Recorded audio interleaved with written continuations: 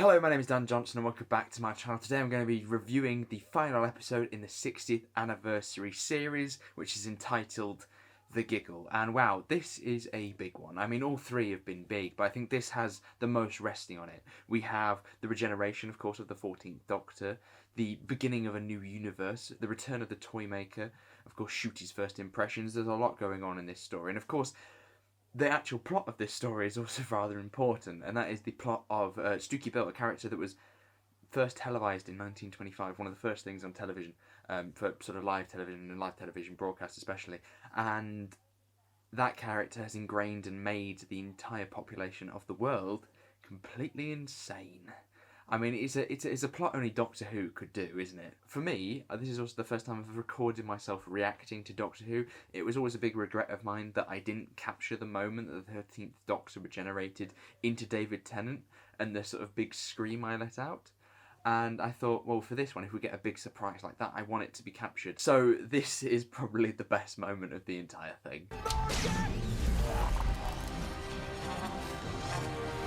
It's weird because when I watched it back this morning, it felt like I was over-exaggerating my reaction. It looked fake, but it was generally how I felt at the time. But my first highlight that I want to talk about is the Toymaker, and I love the variation of accents and the sort of facade and the sort of game playing that was going on that I really enjoyed. His character, Neil Patrick Harris, I mean, because that is a all-rounder character, but there's so much going on there. There's the dancing, the accents, the general physicality of doing that kind of thing, making it work rather than it looking like a pantomime villain, which of course it is, really. But it did work extremely well, and I think that when he was on screen, especially during his little dance number, he was mesmerising, but he was also absolutely evil, and I thought that was brilliant. I also enjoyed a lot of his traps when they're sort of stuck in his, I'm going to call it a doll's house, where they have the puppet creatures attack them and things like that. I thought was really, really terrifying, especially the moment when that sort of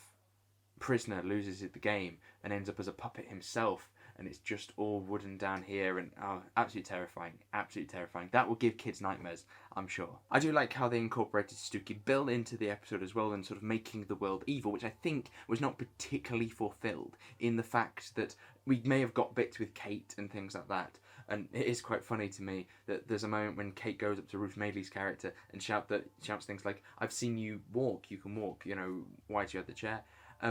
There were actual arguments about this on Twitter about 2 weeks ago, and even the Doctor points out, a scene or two before, that a lot of that anger is not the fact of Stooky Bill or whatever the Toymaker's doing. It's actually that humanity is quite a angry species in the first place. So I enjoyed that parallel to real life quite nicely. I did think it's interesting that we got a lot of it at the start and then it kind of went quiet right at the end and we had nothing. Towards the second act, when the Toymaker probably got introduced, we didn't have much else of what the rest of the world was doing at the time. And of course, there's a lot of scope in that, so that they're not going to dedicate a lot of time to it.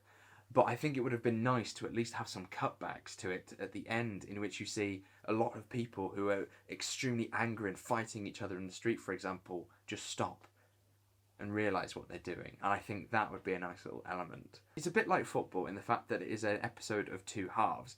The first half is very different to the second because the regeneration stuff really does take over. Talking about football to Doctor Who fans probably isn't the best idea, is it? But we can talk about bi-regeneration, the new concept that Russell T Davies has introduced to explain away regenerations, basically. My understanding is that the Doctor's split now, and the current Doctor continues, and a future Doctor, the next Doctor, gets to live at the same time, which means that we get this cool moment in which Ncuti and David Tennant both fight the Toymaker. I'll talk about that bit later. My issue with the bi-regeneration is that I like a bit more explanation about it. We're kind of asked to swallow this quite big pill where the Doctor's pulled apart, there's two of them, and we're just expected to think that that's what regeneration is now, that's just how it happens. I'm not sure if I really buy the whole bi-regeneration just yet. It's a lovely idea for sort of spin-offs and being able to do, a 10th Doctor series, or having David Tennant back whenever you want and not having an issue in terms of timelines and cocking all that kind of stuff up. But at the same time, I like the finality of a regeneration. I like the idea that the Doctor finishes there. That's how the Doctor ends, or this face ends. And for that to sort of be taken away, I'm not a big fan of. To have one Doctor fly away and then to have another one just be on Earth, I think is going to cause some issues. I'm not the big fan of the idea that we're detracting from our current Doctor by doing that neither. I mean, I know that Ncuti is the Doctor now. He is the Doctor. But with all these other Doctors around, and I think that it's been seen that classic Doctors and stuff like that, there's now sort of timelines in which they continued their life cycles after their regeneration. And that's the change that he's made, where he can bring back Paul McGann for episodes and explain away the aging and stuff like that.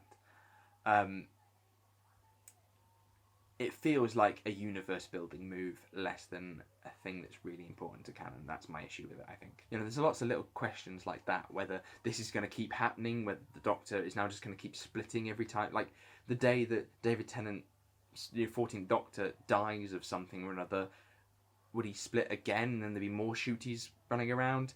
It's stuff like that. But I don't want to bore you with all of the technical details in this video. For Ncuti himself, I think he's going to be an excellent Doctor. I can kind of see the charisma, the sort of campness, the style, all of those elements work really well just with the man himself. So the fact that we're getting all of this as the Doctor, like a heightened version, I think he's going to be brilliant. I think he's just going to be charismatic. He's just going to be great to watch on the screen. I know this is something that will probably get answered as we go into the Christmas special, but I would like to see what Ncuti's going to be like in terms of drive. Now that you've taken away a lot of the baggage and stuff like that, what is Ncuti going to be leveraging himself on?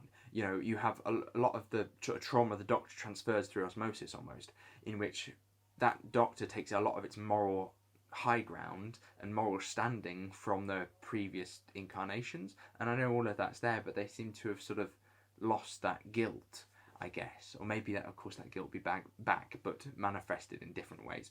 Of course, we'll see. As much as I did enjoy the Toymaker, I did think his final demise could done with a little bit of work.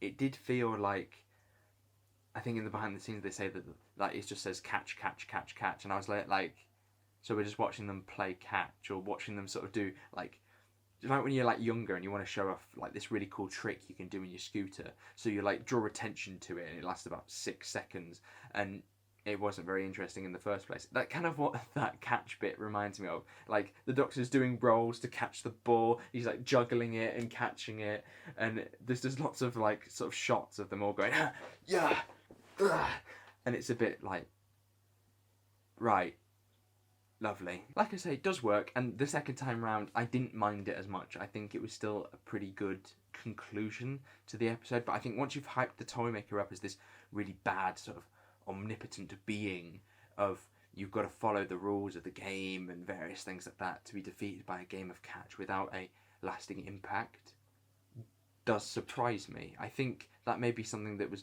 more of an issue with expectations less than the episode itself. But it still worked, so it's not too big of an issue. Of course, he gives a bit of a word of warning at the end about his legions are coming.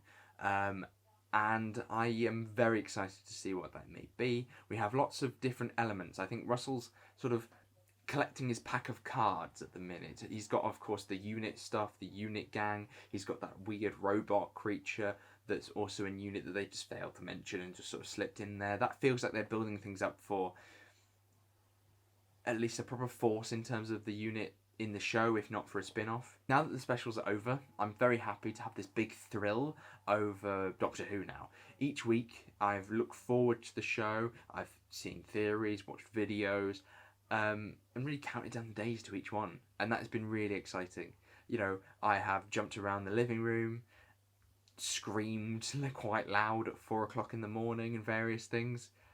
So, even though they've not been faultless, I think they've been a very welcome addition to my love of the show, and I've just sort of adored them for that. Like I said, there's been a shift in the universe, I think, and with Ncuti taking over on Christmas Day, I think everything is about to change, and hopefully for the better. I'm not sure how I feel about the Doctor nightclub, though.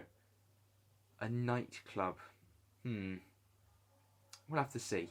We'll have to see on Christmas Day. So, thank you very much for watching. Hopefully you did enjoy this video. If you did, make sure you give it a like, subscribe if you're new. I have done reviews of all the previous episodes, and of course we're going to be doing a podcast review of the Giggle over the coming days, hopefully, fingers crossed, and of course Christmas specials coming up. I've got hopefully a Christmas video, and there's a lot to look forward to. So what did you think of the Giggle? Let me know in the comments below, and until next time, goodbye.